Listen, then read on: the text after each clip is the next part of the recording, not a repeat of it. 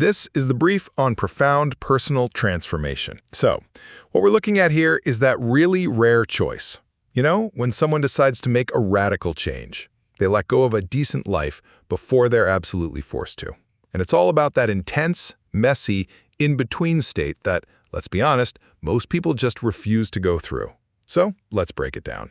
All right, first up, that feeling of restlessness. It's not a sign of failure. You know, when things just feel off, or when a big accomplishment feels kind of empty, well, that's not a flaw in you.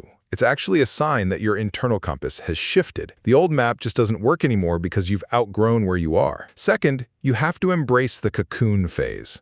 And this is tough because it means you have to be okay with being, well, undefined. You don't have a clear answer for what you're doing.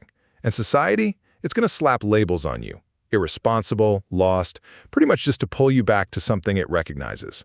But you have to trust the process of dissolving and reforming, kind of like a caterpillar that has to completely break down to become a butterfly. Finally, and this might be the hardest part, you've got to watch out for that old self voice right before you make the leap. It sounds so logical, right? It'll bring up bills, responsibilities, all the risks.